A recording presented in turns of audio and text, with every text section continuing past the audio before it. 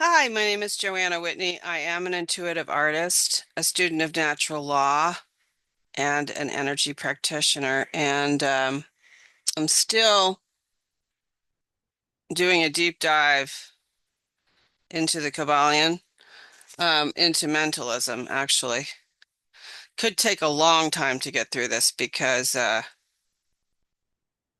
there's a lot to it. It's not just a chapter to read in the Kybalion, blow by, and then think you got it. It's a very deep, and that's why it's the foundational principle of the Kybalion. Um, that the all is mind, the universe is mental, and what that actually means for us. First, though, I'm going to do a little commercial for a project that I've been working on.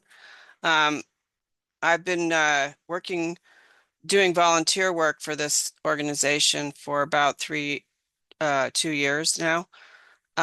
Great Escape Mustang Rescue.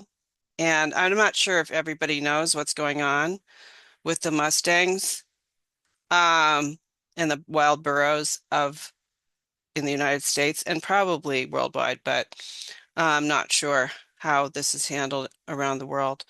Um, Here in the United States, for at least 100 years, wild Mustangs and burros have been being rounded up by the Bureau of Land Management, and they're held in pens across the country. It's pretty much in every state that there's wild horses.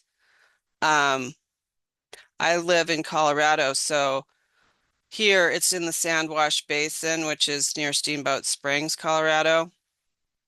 And they hold them in pens. First of all, they round them up with helicopters, which is very detrimental to the elderly horses and the foals and mothers and pregnant mothers.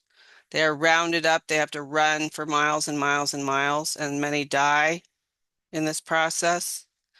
And then they are rounded up into pens where they are um, put through chutes where they squeeze them and turn them sideways and do a freeze brand on their neck using nitrogen, which kills the hair follicles, and they have a permanent number stamped on their neck. It was very traumatic, and then they often don't have food for them, so they starve to death or die of dehydration in the pens. Um, And also, the Bureau of Land Management workers are bullies because they're violating the natural law rights of free sentient beings. So they bully them, they torture them in various ways that you can only imagine with tasers and just the way they treat like um, dairy cows in factory farms and other animals in factory farm situations because it's such a violation of their rights, their free sentient rights. So, the people that do this job think that the almighty dollar is more important than the rights of free beings themselves being mirrored by these free beings, obviously. And so that's why they do these jobs, just like anybody who would work in a slaughterhouse would have to be pretty much deadened. The heart and the mind would have to have been cut apart in order to do that job the way that they do it in mass, big, huge facilities. Um, so I've been doing energy healing work on rescued Mustangs for 2 years. And because that's the solution at the moment is that there's a bunch of nonprofits that adopt the horses that they think can be quote unquote broken and adopted out. Um, and then the rest are just left there to die, pretty much. And there's thousands and thousands of them. It's a never-ending stream of horses and burros. And so I've been doing that energy healing. And this year I'm actually doing a huge body of artwork to sell to raise money for Great Escape Mustang Rescue, which is in Pagosa Springs, Colorado. And I will put a link in the description so you can check out the project. To me, in 1971, the Wild Horse and Burros Act was created, but as with most of these fake ass laws, it had a loophole in it, which gave jurisdiction to the Bureau of Land Management to quote unquote monitor uh, the population growth of the wild mustangs and burros, which basically gave them, carte blanche to do what they're doing under the Wild Mustang and Burros Act, which was for the people. It basically said that wild horses and burros were supported and roaming freely over public land, except for this one loophole. And that's basically what they do. That's what, government does, govern, mind control, the organized mind control that most people think we need, which I don't agree that we need. So I'll put that a link to that in the description so you can check it out and perhaps buy some artwork or just support this cause if you can in any way. Um, so moving on. So I'm still going to do this deep dive, like I said, into mentalism. I'm going to change my sitting position at the moment. And I'm just going to read from my notes and comment. Again, I've been doing a lot of reading about this topic.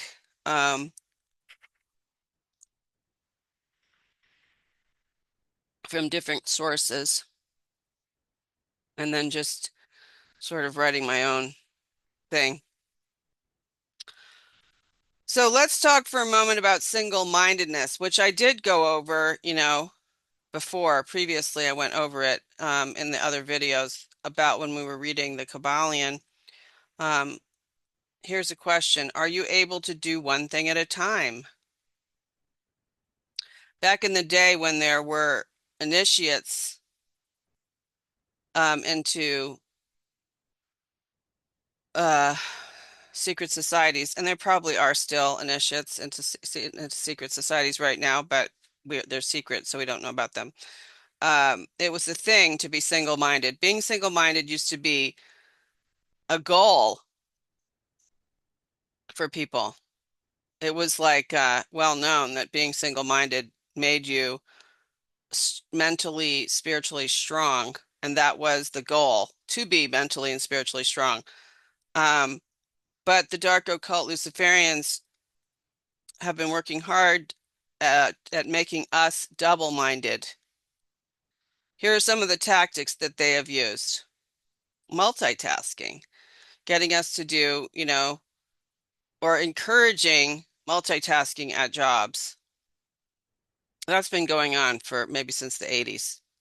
I've heard that term. I've never been very good at it myself. Although, as an artist, I will say I'm more susceptible to this because my left and right brain operate independently of one another and are only connected through the corpus callosum. And for me, uh, the creator, the action of the creator upon the corpus callosum binding the two together. Otherwise, in my case, my left brain and my right brain can act in opposition to one another. And I'm not sure why that is exactly, but um, it is hard for me personally to do one thing at a time. Very, very hard. In fact, I'm much better and much more creative when I'm doing at least three things at once.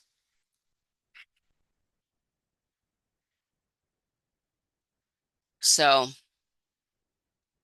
I'm not sure why that is, but could come from trauma. I mean, that's basically how I lived my whole life when I was a kid. I basically would leave my body zip, up out through the crown, and then I would, live in fantasy and do art. So therefore, I was doing three things at once. I was hovering above my body, looking like I was present in class or whatever. I was drawing, and I was thinking about something else completely. I don't know if anybody else is like that out there, but I think that, that was groomed into me on purpose. Um, Not me specifically, but I think that is something that they wanted because it's made it much, much more difficult for me to learn. I have to learn by doing, and so therefore I have to be 100% present in my body to learn and not thinking about what other people are thinking about me learning or worrying about what they're thinking about me and how slow it is that I'm learning the thing.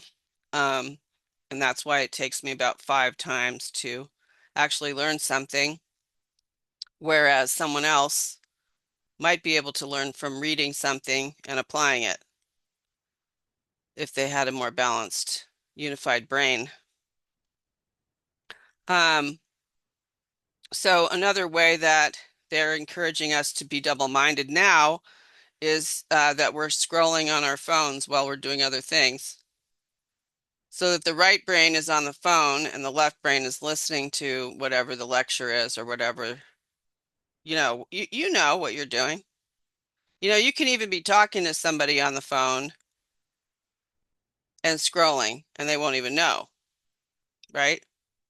So then you're not even listening 100% to what the person that you're talking to is saying. You can even be texting someone and scrolling at the same time.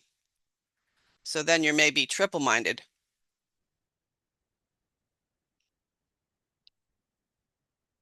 Okay, so have you noticed? Here's another. So this is what I've noticed. Okay.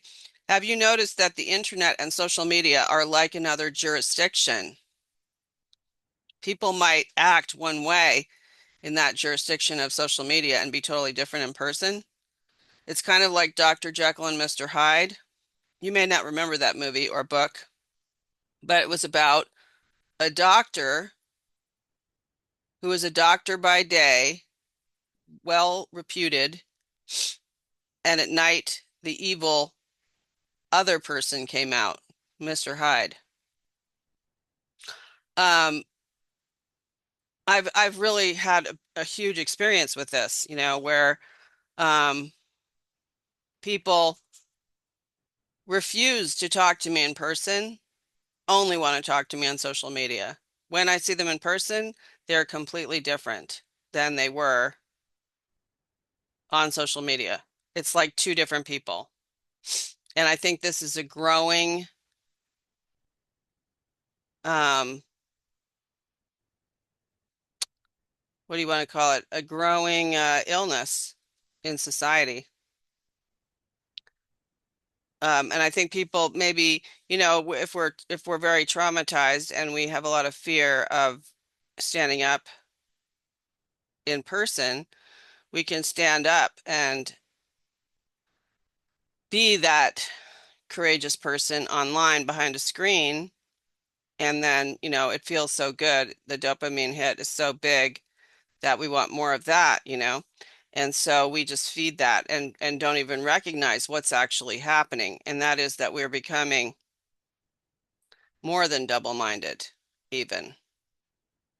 We could be completely mousy and withdrawn in person and just be a total, you know, Boadicea, Queen of the Iceni with the scythe chariot in the internet jurisdiction.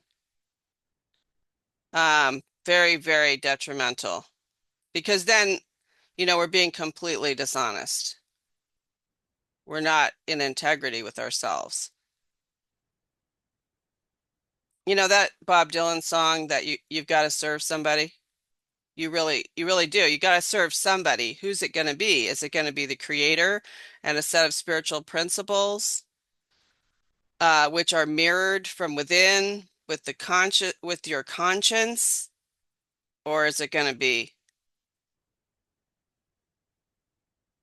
some corporate identities speaking to you through a phone, coercing you into buying their products and being in allegiance to them, and then you're being really a servant to your lower S self, the me? What is that doing to society? What is it doing to you, to your friends, your family? Who are you? Um, okay. Take, for example, a friend. I have a friend who's going up against the corrupt court system. She has a warrant out for her arrest. She's using tensor technology, which is, I'll show you something right now. This is a tensor generator bracelet thing. She's using tensor technology, which I'll post about this. I think I posted about it last week, and I'll post about it again in this description. So she's using tensor technology, her will, and a sigil that I gave her, actually, the one that says I am invisible to the police. She's able to evade the police by changing the energy patterns, which will shield her from their violence upon her as she stands up to them. They have guns, we don't, but we have mentalism, we have prayer, we have tools, and with a little practice, we are a formidable opponent. That's why they had to incrementally coerce us into this slave state that we're in.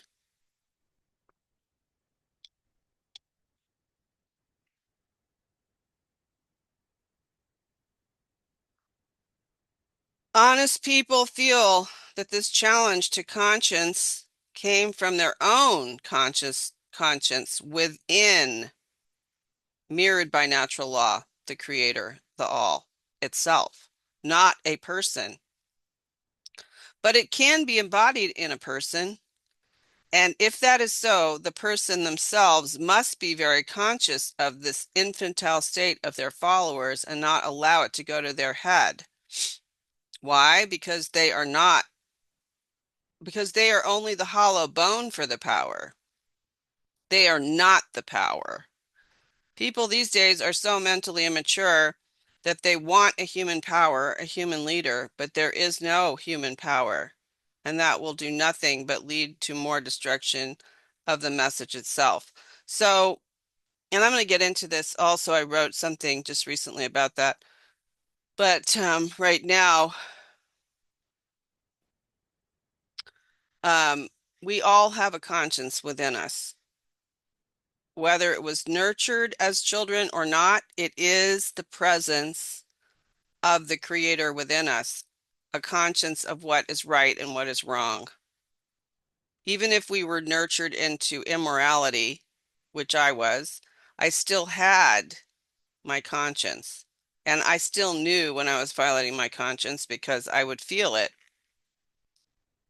Even though I did it all the time, I violated my conscience all the time.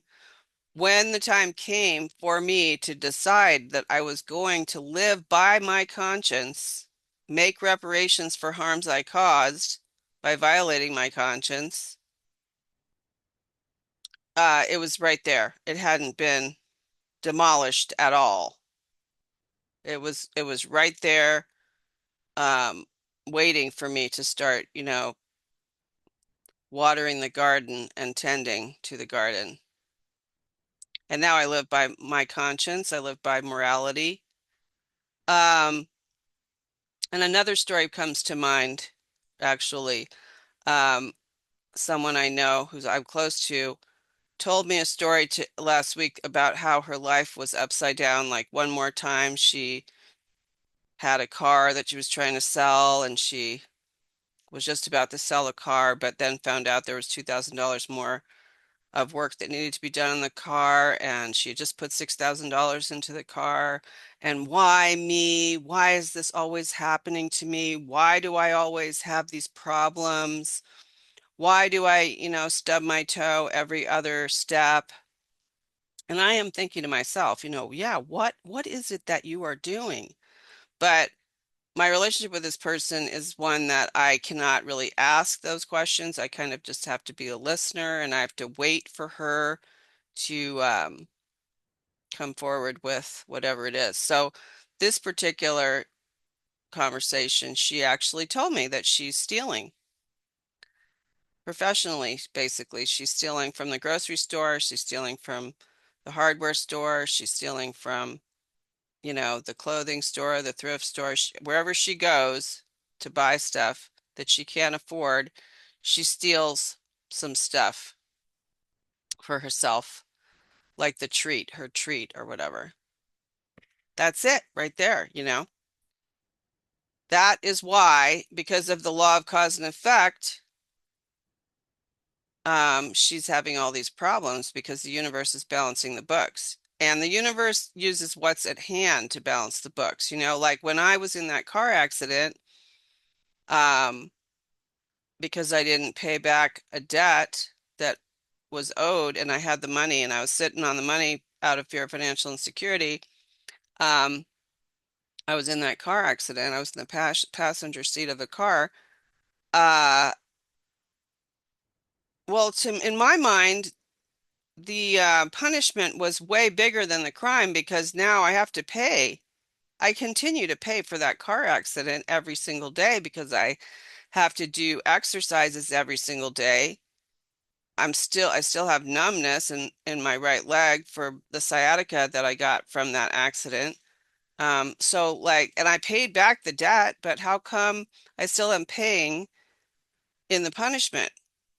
Well, because the universe uses what's at hand to balance the books, and that's just too bad for me. So to me, it's just easier to live by natural law and try not to do those things. Like, that was a mistake I made. I slipped off the path of morality, slipped into fear of financial insecurity and blammo. Um, but it's just a lot easier. So in her case, like I would imagine at this point she has placed herself in a position where she cannot not steal. Like she is simply going to have to pray to God for the power to not steal before she goes into those stores. She's going to have to, you know, basically get sick and tired of being like this. She knows it's wrong. That's why she told me about it. Um, but not just for her little me self, but for her greater I self, she's going to have to, come to a reckoning with herself about this behavior. And if I was her, I'd have to go to each of those stores and pay back what I owed to get into a clean slate with them. And she, of course, has rationalized it, right? That Jeff Bezos owes her, so she has the right, or he's a billionaire, so therefore, you know, and maybe well, we probably know because of he's a billionaire. It's likely he has a snuff film, so he owes us all for his um transgressions. So that's what makes it okay, but it doesn't because she's taking the authority of the judge and the jury, and we don't have that right under natural law because we are all God's kids. God doesn't have grandkids. God, the creator and natural law are the authority, and we are humans and we don't have the authority. And the reptilian human hybrids, or whatever the hell they are that are ruling the world, don't have the authority either. And when we delegate our authority to them, which we cannot do, it causes chaos, and that's what we're currently experiencing. Um, so back to my notes. Um, yeah, so it's not their fault. It's not the fault of the collective that they are immature at this time and that they're seeking a human power and trying to delegate their authority.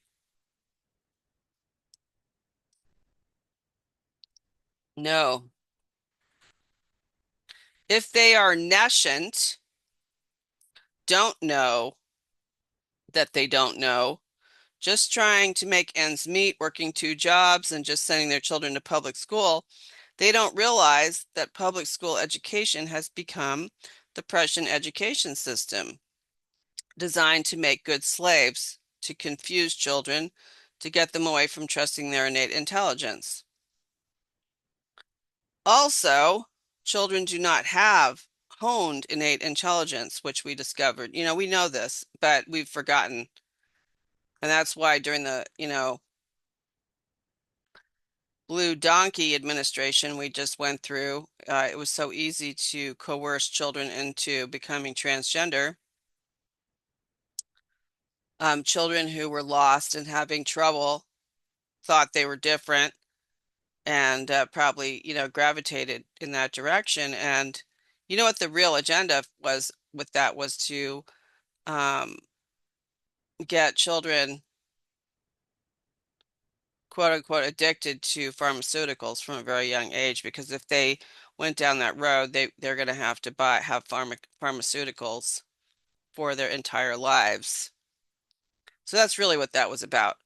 It was the dark occult Luciferians' joke on us, um, about transgenderism, which a lot of which was brought on by that fertilizer that I can't remember the name of it, um, that made changed the gender of frogs and is in our water supply. Um, but that's the point, is that children from age 0 to 18 need strong parental guidance.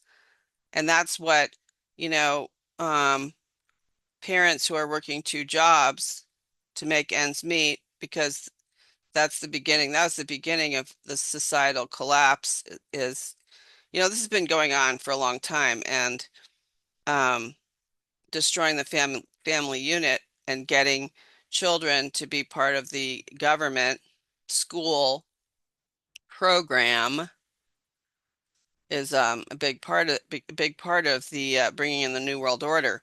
So yeah, so children do not have the honed innate intelligence that is supposed to be nurtured into them by their parents. That's what, quote, raising children means, to raise them from low frequency to high frequency by teaching them morality. But that's not what the dark occult Luciferians want these days. So kids come out of school and they have no common sense, and they do not know how to think or how to learn. See, so this is a big part of the mentalism, the deep dive into mentalism. Okay, first of all, that we don't have common sense. You got to break that down. What does that actually mean? I know I've already got into this in the past, but again, I'm going to repeat myself. We don't have, um, since we don't know how to think and we don't know how to discern, we don't know how to use the trivium, which is basically gathering information, processing information, and then speaking about information, the information we've learned, teaching it to other people so that that you know it. Um, because we don't have that. Everybody has their own perception of their senses. It's sort of like extreme solipsism. Because we're extremely solipsistic, and in other words, in most people's minds, there's no objective morality. Everybody thinks they have their own truth. Therefore, there's no common sense.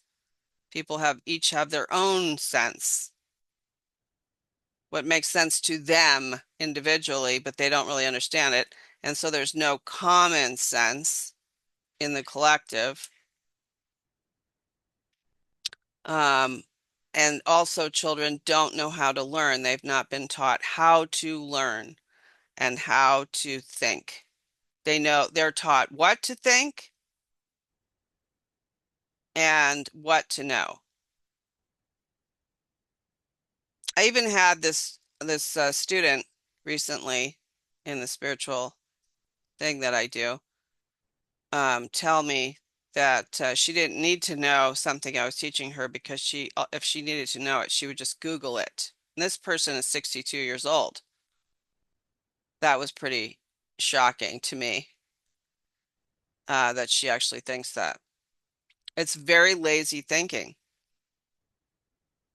Um,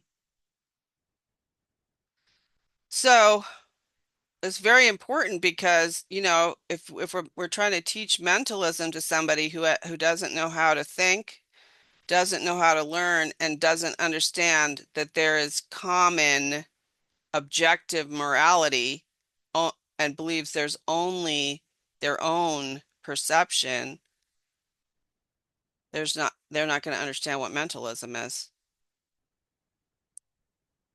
Um, at this point in our evolution, or what I would call our devolution, as the dark occult Luciferians systematically destroy civilization after having gotten humanity into extreme self-indulgent and self-destructive comforts, we're going to have to find that connection within ourselves, the connection to our higher power, the connection to our own conscience, what is right and wrong, not just for us. We're going to have to um, use a filter to be able to figure out what our sense of right and wrong is and if it's actually right or not. If it's based on self-aggrandizement or whether it's based on what's in the best interest of everyone in a non-socialistic way. There is a recipe for that.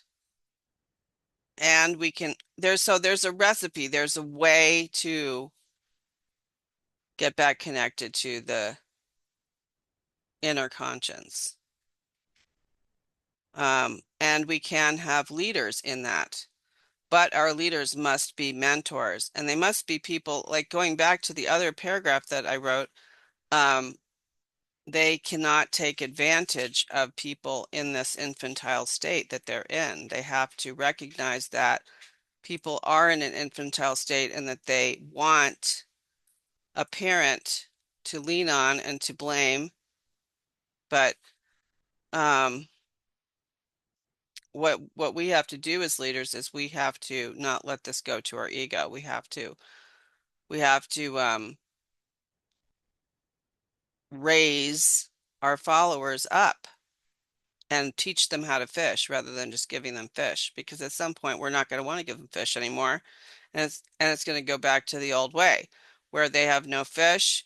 We know how to fish, and I can become an oligarch myself if I allow my ego to get in the way. Um,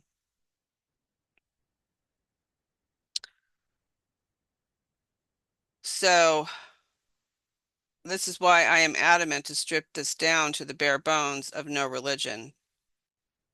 Um, but it will not argue with any religion utilizing the Kybalion. So the people the message comes through are mirroring a voice from deep inside ourselves. In fact, they mirror the voice inside themselves. They recognize in the questions of the people who have the message, the voices of their own conscience. Natural law, the creator, morality appeals to their deepest sense of responsibility and gives them a vision of a purer, straighter, more costly, but right way of living, a more vital way of living. So,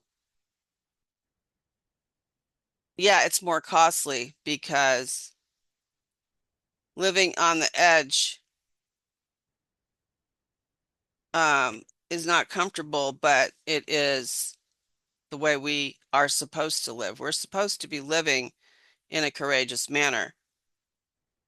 And if we're not, we're going to have other problems like depression and um, suicidal ideations because we're not fulfilling our true destiny. Um, a vital way of living means my breath, my very breath, in and out, has to be about principles. I'm not just here to go to a job, work for the man, and then come home and watch TV and smoke a bowl. That is not what I'm supposed to be doing here. We have a lot to do here to get the planet back to where, I mean, there's a lot we could be doing. Free energy. Take free energy, for example, like this scalar technology, slim spurling. It's based on, if it was used, it could be used for free energy. There's free energy right in the air. The chi of the air, prana, is not only for my healing, but it is also usable for electricity, for ambulation about hoverboards or whatever. But, we're being suppressed right now because it's free. That's why Nikola Tesla was basically, um, all his work was stolen and he was left destitute because he put forward the free energy. He invented a scalar motor that he tested in Lower Manhattan on in the battery park that swayed the buildings. That was like in the early 1900s. And then, of course, they stole it and used it in 9/11 to topple the buildings. Um, Once again, the all is mind, the universe is mental. We are each like pixels in a giant tapestry of the mind of God, the creator, natural law. So imagine this. We each have been given free will, each of us pixels in the tapestry. And if we suddenly begin to have our own little plans and focus on our own little desires, and we are not seeking alignment with the creator of the tapestry, we begin to disrupt the design of the tapestry. Think of it, though, in a non-socialist way. Of course, the dark occult Luciferians want to play God now, so they wanted to be the designers of the tapestry, and they want us to just be little automatons for them, but that is not what I am talking about. In the third dimension, of course, this is going on. In other dimensions, this might be exactly as it is supposed to be because of the time we are in. But in the third dimension, it is very destructive, what we're going through right now. Why do we have free will? For this purpose, of course. In order for the tapestry to be a living, breathing force, each pixel must choose to be in alignment with the creator of the tapestry. It cannot be an automaton for the creator. It has to have the free will to give up, to align. Once that happens, then the tapestry will be able to move forward. But until then, this place will be a spiritual kindergarten where the evolved will learn patience and tolerance for the unevolved, trying different ways to spread the good news, casting pearls before swine, getting crucified, keeping the message secret, on and on. That's a lot to think about. And my recommendation, let's see if I can give you a recommendation here. Um, Shoot. Let's see, what do I have here?